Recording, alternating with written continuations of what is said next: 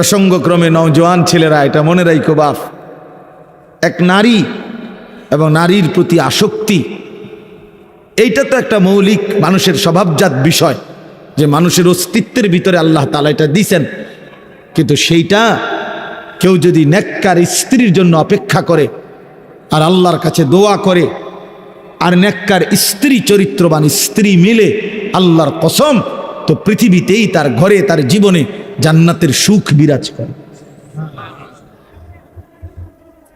আর বন্ধু, চরিত্রহীন লম্পট হয়ে দিন রাত নারী ছবি, অশ্লীলতা, বেহায়াপনা, অসভ্যতা, বেহায়া বেপর্দা কোনো নারীর পিছনে ঘুরে, ছবিতে হোক আর বাস্তবে হোক, যে চরিত্রহীন লম্পট তার জীবন শেষ করে দিছে, খোদার কসম, আল্লাহর ওয়াদা আছে, ওই খবিস ও চিরেই তার জন্য বিবি মিলবে আরেকটা খবিস। আর সেদিন মনে থাকবে, মনে রাখবেন প্রিয় ছেলে, মনে রাখো, সেদিন তোমার সংসার হবে জাহান্নামের টুকরা, জাহান্নামের টুকরা। এজন্য নারী দুধারী, নারী এমন তরবারি যে তরবারির দুই দিকে ধার। নারী যদি চরিত্রবান হয়, নেককার হয়, পবিত্র হয়, সতীসাধ্বী হয়, পর্দানসীন হয়, সে নারী জান্নাত, সে নারীর সংসার জান্নাতের সুখ। আর নারী যদি চরিত্রহীন হয়, বেহায়া হয়, বেপর্দা হয়, চরিত্রহীন, অসভ্য হয়, খোদার কসম, ওই নারী তোমার জীবনের জন্য জাহান্নামের আগুন টুকরো।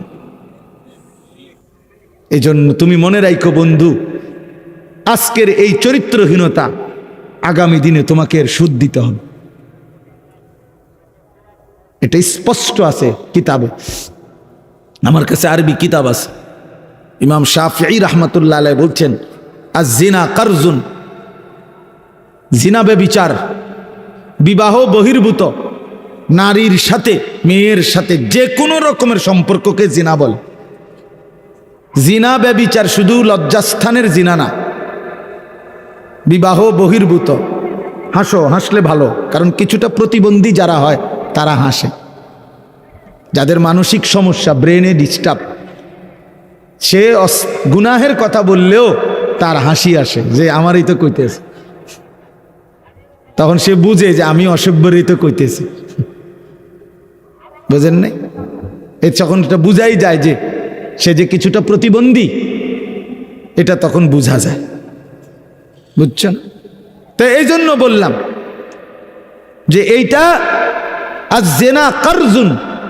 ইমাম শাফিঈ রাহমাতুল্লাহ আলাইহি বলছে, বিবাহ বহির্ভূত নারীর সাথে যে কোনো রকমের সম্পর্ক, যে কোনো রকমের কথা বলা, চোখে দেখা, ছুঁয়ে দেখা, তার সাথে চলা, তার সাথে দিনের পর দিন রাত সম্পর্ক রাখা, পার্কে, রেস্তোরাঁয়, বিনোদন কেন্দ্রে তাকে নিয়ে ঘুরতে যাওয়া ইত্যাদি, যেই কোনো রকমের, বলে না আমি ধরিও নাই, ছুঁইও নাই, শুধু কথা বলতাম, এটাও জেনা, এও বেবিচারী, এও খবিস। আর আল্লাহর ওয়াদা, ইমাম শাফিঈ বলছে এটা একটা করজ, জেনা একটি করজ, করজ ঋণ, তোমাকে সেই ঋণ শোধ দিতে হবে। হ্যাঁ, বেবিচার একটি কর্জ, এটা ঋণ, এটা শোধ দিতে হবে। তিনি বলছে তোমাকে এটার শোধ দিতে হবে, তোমার এই চরিত্রহীনতার শোধ, তোমার এই লম্পটের শোধ, সারা রাত নারী ছবি, উলঙ্গ দৃশ্য দেখার শোধ দিতে হবে। এটা মনের একটা ছেলে হলো যদি কেউ বুঝে থাকো তো মনে রাখো, এর শোধ দিতে হবে তুমি।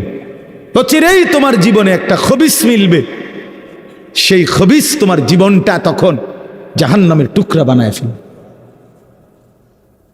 বেপর্দা নারীর হাসি, হাসি না, এটা আগুন। নর্তকীর হাসি, হাসি না, ওটা মূলত আগুন। বেহায়া কন্যার প্রেমের কথা, এগুলো মূলত সুন্দর কোনো শব্দ না, এগুলো আগুনের গোলা, এগুলো আগুনের গোলা। এটা শোধ দিতে হবে নিজের জীবনে, তখন ধুকে ধুকে মরব। রাস্তার বেড়ি দেখুন আর মোবাইলের নারী দেখা, আর নিজের বউ 6 নম্বর হওয়া, 3 নম্বর বেডি হওয়া, হ্যাঁ অনেকটা ডিফারেন্স। ওই মানুষের জীবনে আর কোনোদিন সুখ মেলে না যে একটা চরিত্রহীন নারী পায়, অসৎ নারী, অসৎ নারী। আপনারা যদি নাও জানেন, আমরা তো জানি, কারণ আমরা যে হুজুর মানুষ, আমগোর কাছে তো হাজারো মানুষ, শত শত মানুষ নিজের ব্যক্তি জীবনের বহু কথা বলে, দোয়া চায়, তা আমরা তো শুনি কি বলে, কি বলে। বাহিরের মানুষ তো মনে করে হাসতেছে, স্বামী স্ত্রী একই ভক্সি গাড়ি দিয়া যায় প্রতিদিন, একই অফিসে অফিস করে, আবার সন্ধ্যা হলে ফিরে, একই ভবনে থাকে 3 বছর, 7 বছর, 5 বছর। পৃথিবী জানে তারা স্বামী স্ত্রী, কিন্তু পরিষ্কার পুরুষের বক্তব্য হলো, না হুজুর, আজকে 7 বছর আমরা মূলত বিচ্ছিন্ন, কিন্তু লজ্জায় কাউকে বুঝতে দেই না, একসাথেই বের হই, একসাথেই ঘরে ঢুকি, আলাদা থাকি।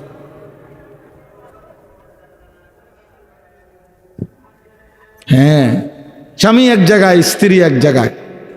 স্বামী ছাদে বইয়া গিটার বাজায়, বিড়ি আর সিগারেট খায় আর গান গায়, আমি তো দেখছি দিনের পর দিন।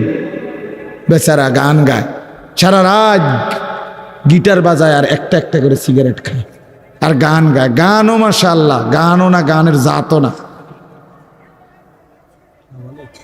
না কিচ্ছু না, মানে এটা কোনো সুরও নাই, সুরের জাতও নাই, বে বে করে, বে বে। আহা,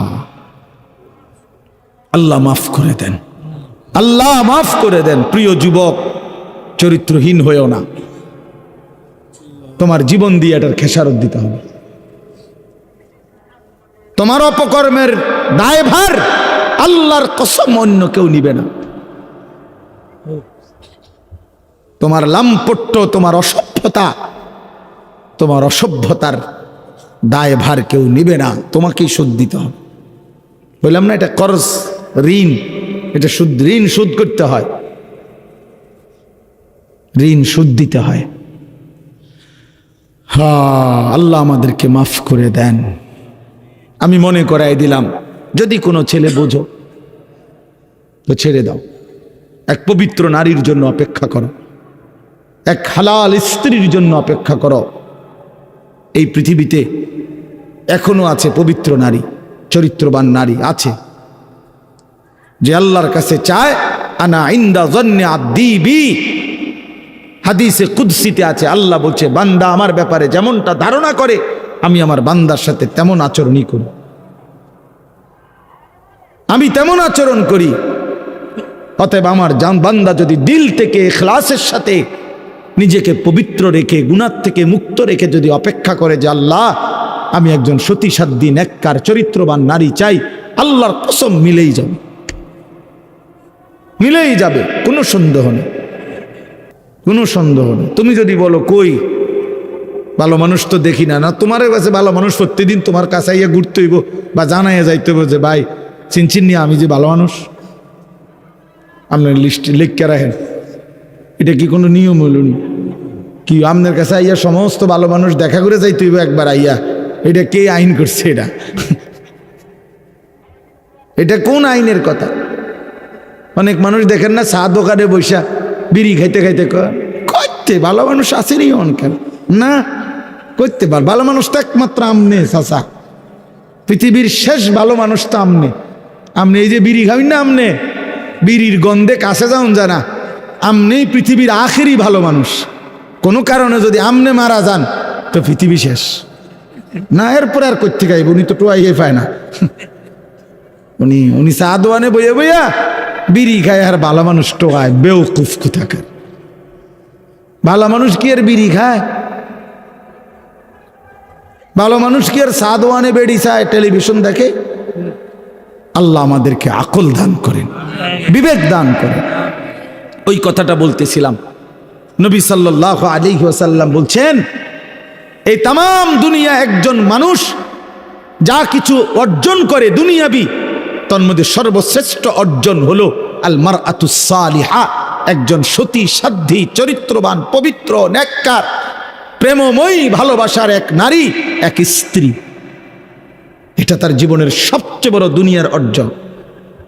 আর সেই পবিত্র নারী কেমন হয়, তার আখলাক কি, তার বৈশিষ্ট্য কি? তার বৈশিষ্ট্য কি? তার বৈশিষ্ট্য হলো সে প্রতিদিন 3-4 বার করে powder Dole, fair and lovely ডলে না। আল্লাহ নবী সাল্লাল্লাহু আলাইহি সাল্লাম বলছেন, এই পবিত্র নারী, সতী সাধ্বী নারী, চরিত্রবান নারীর একটা বৈশিষ্ট্য, অতুইনু আলা দীনে যাওজিহা, যে তার স্বামীকে দ্বীনের কাজে সাহায্য করে, সহযোগিতা করে, দ্বীনের কাজে স্বামীকে আগে বাড়ায় দেয়। আল্লাহর কসম, নবী বলছে, ওই নারী পবিত্র নারী, চরিত্রবান নারী, সতী সাধ্বী নারী, ওই নারী যে পুরুষের কপালে জুটছে, সেই পুরুষ দুনিয়ার শ্রেষ্ঠ সম্পদ অর্জন করছে, শ্রেষ্ঠ সম্পদ অর্জন করছে। রাসূলুল্লাহ সাল্লাল্লাহু আলাইহি সাল্লামের সাহাবীরা, নবীজির জামানায় সেই সাহাবীরা তাদের বিবিরাই তাদের স্বামীদেরকে আল্লাহর রাস্তায় জান দেওয়ার জন্য, যুদ্ধের জন্য সাজায় দিতেন। স্ত্রীরাই বিদায় দিতেন স্বামীকে, যাও স্বামী, আল্লাহর জন্য জান দিও, হাসরের ময়দানে দেখা করো, পরকালে দেখা হবে, আর কোনোদিন লাগবে, ঠিক আছে চলো, আল্লাহ হাফেজ, ফি আমানিল্লাহ। হ্যাঁ, আমরা কিতাবে পড়ছি, এক মুসলিম নারী, তিনি তার 4 সন্তানকে নিজে যুদ্ধের জন্য সাজায় দিছেন, এবং 4 সন্তানই যুদ্ধে আল্লাহর রাস্তায় শাহাদাত বরণ করছে। আমরা কিতাবে পড়ছি, নবীজির একজন মহিলা সাহাবী, ওনার 16 বছরের ছেলে কাফেররা বন্দি করে ওনার 16 বছরের ছেলেকে একটা একটা অঙ্গ, হাবিব ইবনে যায়েদ, ওনার শরীরের একটা একটা অঙ্গ কাইটা কাইটা আলাদা আলাদা করছে। এরপরে বুটি বুটি করে, পিস পিস করে, গোশতের টুকরার মতো কইরা, এরপরে আগুনে পুরাইয়া ছাই করে ফেলছে। মদিনায় যেদিন এই খবর আসছে ওনার আম্মার কাছে, তিনিও একজন মহিলা, নবীজির সাহাবী, উম্মে আম্মারা, এই মা উম্মে আম্মারা ওনার নাম, এই মহিলা যার ছেলে নবীজির সাহাবী, ছেলেটাও সাহাবী, হাবিব ইবনে যায়েদ, তিনি শাহাদাত বরণ করছে, টুকরা টুকরা করছে। তো উম্মে আম্মারার কাছে যখন এই খবর আসছে যে মা, তোমার সন্তান আল্লাহর জন্য জীবন দিছে, কালেমার জন্য জীবন দিছে, নবী সাল্লাল্লাহু আলাইহি সাল্লামের ভালোবাসায় জীবন দিয়েছে, কাইটা টুকরা টুকরা করে বুটি বুটি করে ফেলছে, কিন্তু তোমার সন্তান আল্লাহকে ছাড়ে নাই, রসুলকে ছাড়ে নাই, কালেমাকে ছাড়ে নাই। খোদার কসম, তখন আমরা কিতাবে স্পষ্ট পড়ছি, উর্দু কিতাবে, ওই মা চিৎকার করে বলছে, মদিনাবাসী, লিহাযাল ইয়াউমা আরদাতুহু, এমন একটি দিনের জন্যই আমি আমার সন্তানকে বুকের দুধ খাওয়াইছি। সন্তান আমার দুধের হক আদায় করছে, সন্তান আমার 2 বছরের দুধের হক আদায় করছে। আমার স্বপ্ন ছিল, আমার আশা ছিল, আমার পবিত্র সন্তান আল্লাহর জন্য জান দিবে, আর আমার সন্তান আল্লাহর জন্য জান দিছে। निकल जाए दम तेरे कदमों के नीचे, यही दिल की हसरत, यही दिल की आरजू है। এজন্য নওজোয়ান, আজ তোমরা ভুলে গেছো, আজ নারীর ফাঁদে জীবন দিয়ে দিছো, উলঙ্গ ছবির কাছে জীবন দিয়ে দিছো, মোবাইলের নর্তকীর কাছে জীবন দিয়ে দিছো, একটা সামান্য মেয়ের কাছে নিজের জীবন শেষ করে দিছো। ছি ছি ছি, পুরুষ এত কাপুরুষ হয় না। একটা বেডির পিছনে কুত্তার মতো সারাদিন ঘুরে, পুরুষ এত বড় জানোয়ার হয় না। পুরুষ এত কাপুরুষ হওয়ার কথা না। যার পৌরুষ আছে, যে পুরুষ, সে এমন হওয়ার কথা না। কিন্তু আজকে আমাদের সন্তানদের আকসার এই মোবাইলে আসক্ত, যত ছেলে পেলে, এর মূল কারণ নারীতে আসক্ত। এটার অপর পিঠে এটাই রেজাল্ট। আপনি খোঁজ নিলে ওয়াজ হনে 2টা 1টা দরকারি কোনো কাজ করে 10 মিনিট 5 মিনিট, আর যে সারা দিন রাত এটা টিফে কিতা করে, বেডি চায়। নারী দেখে, ছবি দেখে, নাচ দেখে, নাটক দেখে, সিনেমা দেখে, অশ্লীল ছবি দেখে, নারীকে নিয়েই ব্যস্ত থাকে। নাইলে আপনি বন্ধ করে দেন, এক সপ্তাহ নারী ছবি মোবাইলে না আসা বন্ধ হয়ে যাক, যে কোনোভাবে ফেসবুক কন আর ইউটিউব কন কিছুতেই নারীর ছবি আসে না। এক সপ্তাহের জন্য দেখবেন হাজার হাজার লাখ লাখ বড় মোবাইল, এগুলা দিয়ে মানুষে কটকুড়ি খাবে, কটকুড়ি সম্পাপড়ি খাইব, সম্পাপড়ি চিনেন না, ওই সাদা সাদা সম্পাপড়ি, এইটি কটকুড়ি, অথবা পেঁয়াজ বেছে, বাঙ্গারি মাল বেছে। যে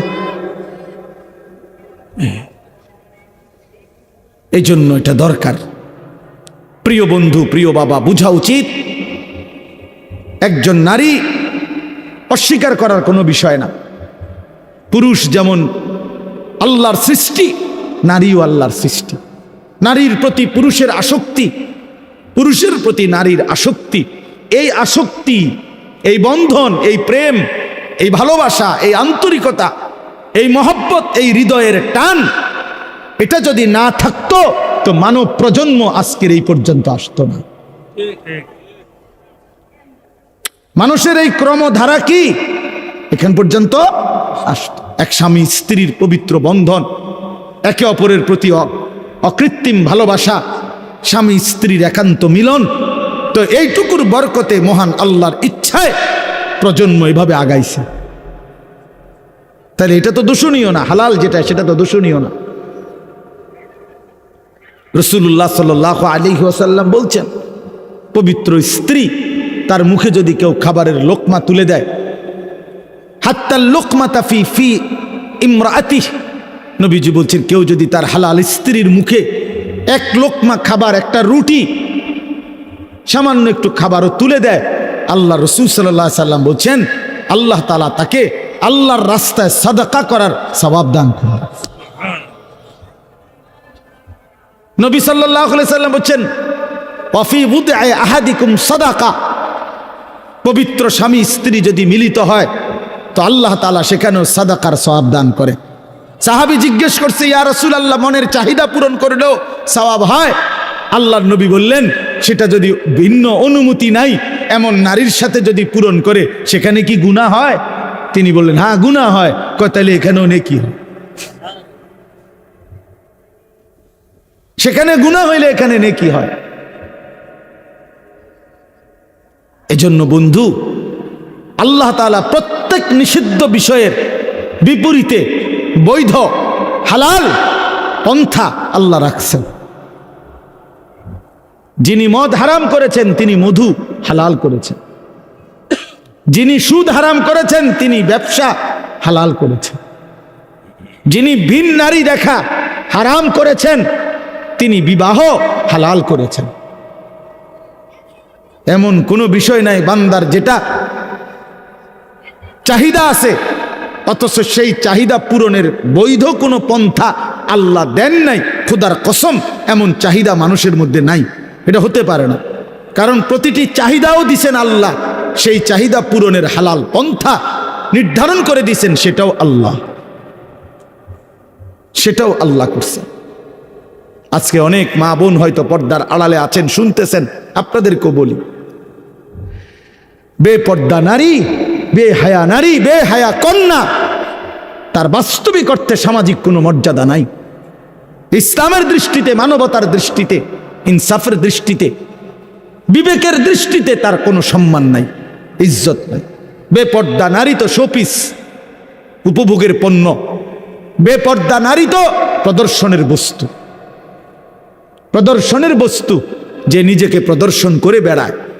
আল্লাহ তাআলা আমাদেরকে মাফ করে দেন। আল্লাহ আমাদের মা বোন, আমাদের কন্যা, যে সমাজের নারী বেপর্দা হয়, বিশ্বাস করেন ওই সমাজের সবচেয়ে বড় বিপদ হলো হালাল এবং পবিত্র পন্থা, হালাল এবং পবিত্র বিবাহ এবং হালাল এবং পবিত্র মানব প্রজন্ম তছনছ হয়ে যায়। আজকের ইউরোপ এই ব্যাধিতে আক্রান্ত, যখন অবাধ যৌনাচার, নারী পুরুষের অবাধ সহজ করে দিছে, আজকে তাদের বৈধ সন্তানের চাইতে অবৈধ সন্তানের পরিমাণই বেশি, পরিমাণই বেশি। আল্লাহ আমাদের সমাজ, আমাদের বংশধর, আমাদের প্রজন্মকে জিনা, ব্যভিচার, বেহায়া, বেপরদিগি, বেশরম এই জিন্দিগি থেকে হেফাজত করেন। বলেন আমিন।